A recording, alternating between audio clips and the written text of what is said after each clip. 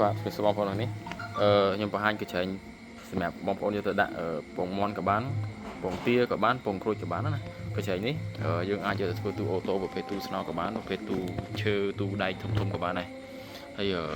មកកញ្ចែងបើសិនជាពងក្រូចដាក់បានដូចជាជាង100ពង140ពងជាងបើពងមាន់បាន36ព្រោះនេះ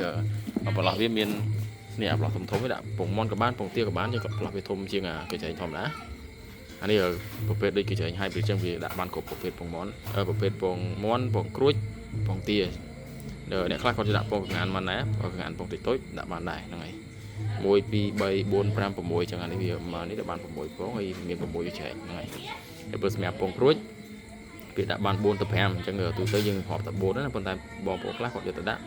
ពងរៀងតូចៗគាត់ដាក់កណ្ដាលនេះបានមួយទៀតណាអញ្ចឹងពេលដាក់វាជុំចេះហើយមួយទៀតដាក់កណ្ដាលនេះបានដែរហ្នឹងហើយប៉ុន្តែទូទៅរាប់តែ4ទៅវាបាន100ពងជាងហ្នឹងហើយចានេះសម្រាប់យកទៅតឡើងទូស្នោអីងាយស្រួលវាចំណេញដាក់បានគ្រប់វាបានច្រើនភេទពងសัตว์ហើយអរគុណ